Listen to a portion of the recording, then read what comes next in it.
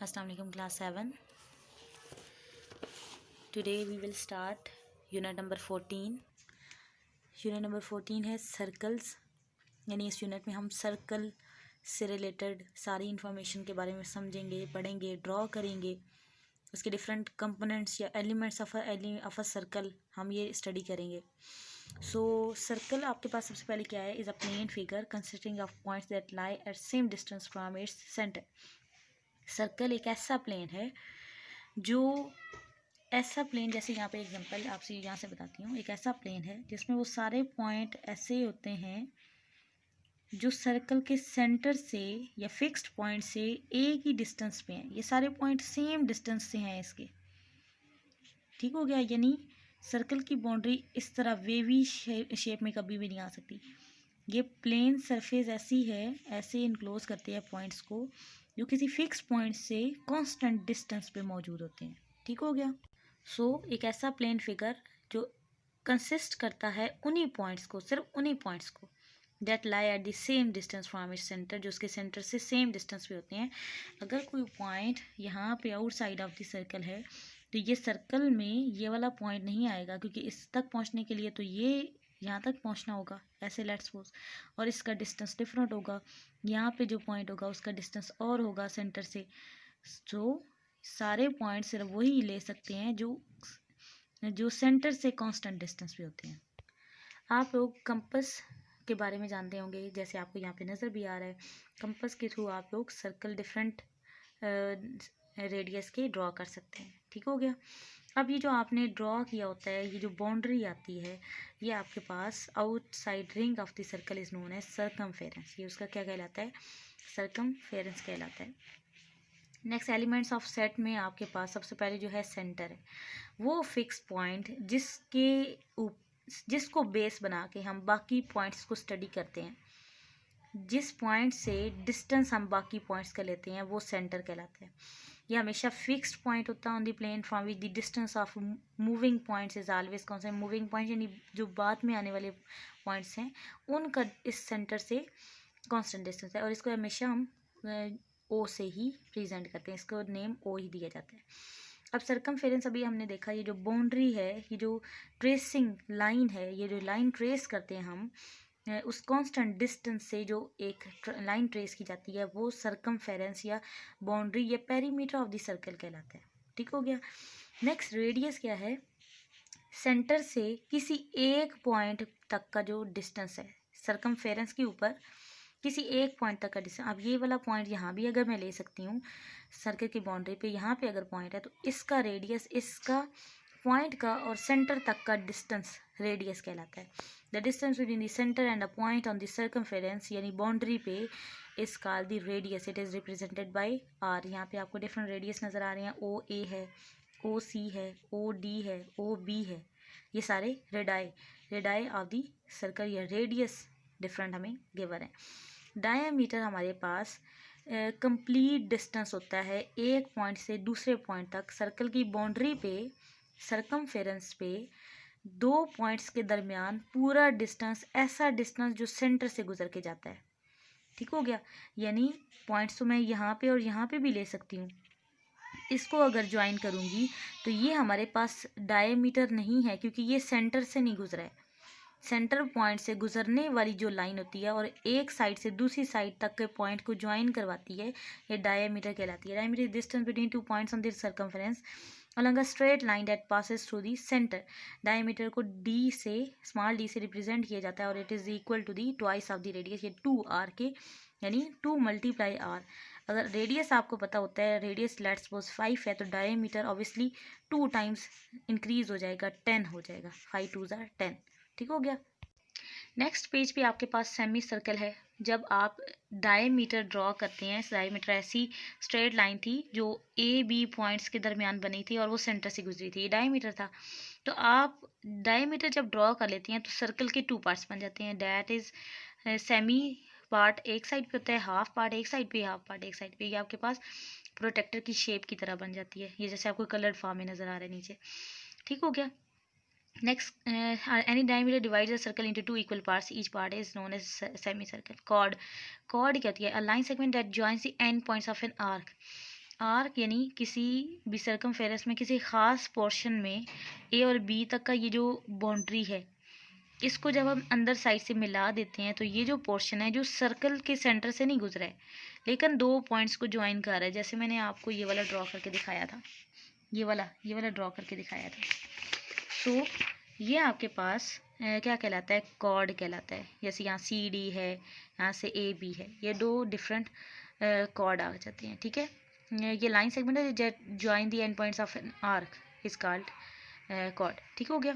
अब डायमीटर के बारे में बोला जा रहा है कि वो भी कॉर्ड होता है, एक स्पेशल कॉर्ड है, लेकिन वो सेंटर के सर्कल के सेंटर से गुजरता है। दैट इज़ द रीज़न कि उसको एक डिफरेंट नेम दिया जाता है डायमीटर का। और ये भी अगर कंसिडर किया जाए तो सर्कल के अंदर सबसे लॉन्गेस्ट कॉर्ड उसका डायमीटर होता है, बाकी सारे डायमीटर से कम ही के कॉर्ड्स होते हैं, ठीक हो गया।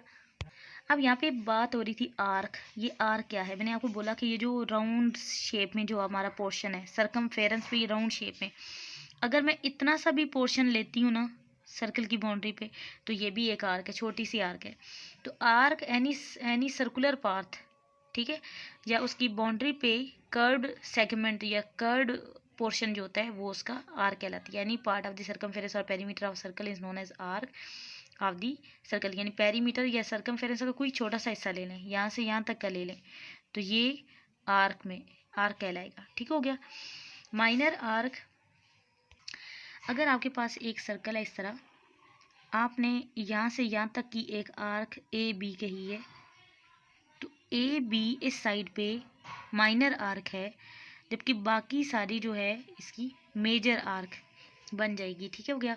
अगर यहाँ पे एक पॉइंट सी भी लेते हैं ये, तो minor arc just A B है, जबकि मेजर आर्क इस साइड से ए सी बी, यानी बाकी वाला पोर्शन मेजर आर्क होगी क्योंकि वो उसकी राउंड शेप ज़्यादा है और ए बी के दरमियान जो आ रहा है वो थोड़ा सा है। तो माइनर आर्क ये ए बी है और ए सी बी ये सारी जो है ये मेजर आर्क होगी।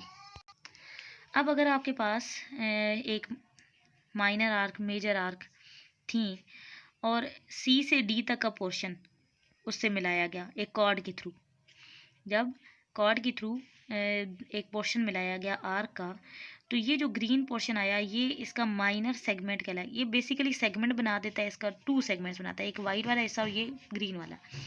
जो छोटा वाला हिस्सा होगा वो माइनर सेगमेंट, जो बड़ा हिस्सा होगा वो मेजर सेगमेंट आ जाएगा। देन आपके पास है sector area between two radii is called a sector. Radius हमने पढ़ा अभी कि सेंटर से किसी पॉइंट तक का फासला। अगर टू पॉइंट्स हमने लिए पी और क्यू, दोनों का सेंटर से डिस्टेंस आर और आर था, इस आर और आर के दरमियान टू रेडाई के दरमियान वाला जो पोर्शन होता है सारा ग्रीन जो पोर्शन आया है ये आपके पास सेक्टर कहलाता है। अब जब सेक्टर बना तो ये ग्रीन पोर्शन छोटा है तो इट मीन्स ये माइनर सेक्टर है, ये लेस देन 180 डिग्री इस तरह उसको बनाया जाता है, ठीक है, लेस देन 180 डिग्री होना चाहिए। और मेजर सेक्टर हमारे पास बाकी वाला पोर्शन आ जाएगा, ये ग्रेटर देन 180 डिग्री होता है। माइनर सेक्टर लेस देन 180 और major sector greater than 180। Then आपके पास है interior and exterior of a circle. Interior of a circle क्या है, ये सारे अंदर वाले पॉइंट्स, ठीक हो गया। ये ए ओ बी डी ये सारे इंटीरियर पोर्शन बनाएंगे सर्कल का। अब जो बाउंड्री के ऊपर पॉइंट्स हैं वो हमें एक्स और ये वाई ये सब दो नज़र आ रहे हैं, ये सर्कल को बनाने वाले पॉइंट्स हैं, ये सर्कल इटसेल्फ, ठीक है, या उसको सर्कमफेरेंस बोला जाएगा। अब ये जो क्यू एस पी और आर हैं ये सर्कल की बाउंड्री से बाहर हैं, तो ये एक्सटीरियर रीजन बनाएंगे। एक्सटीरियर, इंटीरियर अंदर वाले, एक्सटीरियर आउटर, और सर्कल इटसेल्फ में सर्कमफेरेंस के ऊपर यानी जो सर्कल की बाउंड्री हमने ट्रेस की होगी उसके ऊपर जो पॉइंट्स होंगे वो होंगे। देन कॉन्सेंट्रिक सर्कल्स हैं, ये आपने पिछली क्लास में पढ़ा। कॉन्सेंट्रिक सर्कल क्या है, उनका सेंटर सेम होता है, ठीक है, are circle with the same centre but with different radii या रेडाई ऑफ डिफरेंट लेंथ। यानी एक जैसे आपकी लकड़ी के अंदर होता है कि सर्कल्स बनते जाते हैं, ठीक है, जैसे यहाँ पे आपको नज़र आ रहा है, मैं आपको यहाँ पे दिखा देती हूँ। तो एक ही सर्कल का सेंटर रखा गया है, सारे सर्कल्स का एक ही सेंटर रखा गया है, लेकिन पहले एक छोटा सा सर्कल बनाया उसके बाहर और, यानी इट मीन्स हम उनका रेडियस डिफरेंट ले रहे हैं, तो ये कॉन्सेंट्रिक सर्कल बनाते हैं। अब एक्सरसाइज 14 है, question number 1, fill in the blanks. A chord that passes through the centre of the circle. एक ऐसा कॉर्ड जो सर्कल के सेंटर से गुजरता है। यहाँ पे अगर है तो कॉर्ड ए बी है, लेकिन ये सेंटर ओ से गुजर के जा रहा है, तो ये उसका डायामीटर कहलाता है। Next, the perimeter of a circle is called. Perimeter या बाउंड्री उसकी सर्कल क्या कहलाती है? Circumference is called circumference. The region enclose by an arc and corresponding chord. एक रीजन ऐसा इनक्लोज किया जाए सर्कल में, region enclose by an arc यानी सर्कुलर पाथ, ये जो कर्व्ड पाथ है, एंड कोरिस्पॉन्डिंग कॉर्ड, और इस कॉर्ड के थ्रू मिलाए जाने वाला जो पोर्शन बनता है, ये हमारे पास सेगमेंट था। ये क्या था? सेगमेंट था। ये वाला पोर्शन सारा सेगमेंट। इसमें माइनर और मेजर सेगमेंट देन आ जाते हैं, लेकिन हमें यहाँ पे सेगमेंट जैसे लिख देना है। Part of the plane consisting of a circle and its interior dash region is called is circular region. एक सर्कल, उसके ऊपर पॉइंट से ए बी पॉइंट अगर लेते हैं और इसके अंदर 2-3 पॉइंट ले लेते हैं, एक्स वाई जी एफ समथिंग, तो सर्कुलर रीजन में उसकी बाउंड्री सर्कमफेरेंस पे आने वाले और इसके अंदर आने वाले सारे पॉइंट्स लिए जाते हैं, लेकिन आउटर वाले नहीं लिए जाते। ठीक है, तो इंटीरियर रीजन जैसा आएगा। तो सर्कुलर रीजन कैसे बनता है? जब सर्कल के अपने पॉइंट्स या पार्ट्स और इंटीरियर रीजन के पोर्शन या उसके पॉइंट्स उसके अंदर इंक्लूड हो। नेक्स्ट है, any dash of a circle is a line segment. Line segment, जब सर्कल की बाउंड्री पे कोई लाइन सेगमेंट बनाते हैं तो उसके 2 पोर्शंस बनाता है, जिसको हम कहते हैं कि वो उसका कॉर्ड बना देता है। ठीक है, ये वाला एक कॉर्ड बन जाएगा। Chord of a circle is a line segment. तो जो लाइन सेगमेंट होता है वो कॉर्ड ऑफ अ सर्कल होता है। Next, a circle has question number 2 में, a circle has a unique centre. क्या एक सर्कल के लिए एक ही सेंटर होना चाहिए? Yes, obviously. हम जब अगर 3 सेंटीमीटर का खोल रहे हैं तो उसके लिए यही सेंटर होगा ना। तो एक सर्कल के लिए एक यूनिक सेंटर होता है। कभी हम सेंटर यहाँ पे या इस जगह पे एक और नहीं ले सकते, ऐसा हो ही नहीं सकता। हमेशा सेंटर में एक ही यूनिक पोजीशन होती है उसकी। It is true. A circle has only 1 diameter. अब अगर सर्कल का डायमीटर ड्रॉ करना है तो मैं इस तरफ से भी ड्रॉ कर सकती थी, मैं इधर से भी ड्रॉ कर सकती थी, इधर से भी ड्रॉ कर सकती थी, ऐसे भी ड्रॉ कर सकती थी। इट मीन्स जो डायमीटर है उसकी किसी भी डायरेक्शन में हम उसको ड्रॉ कर सकते हैं, और एक टाइम पे एक से ज़्यादा डायमीटर भी ड्रॉ कर सकते हैं। तो इट इज़ फॉल्स। ठीक है,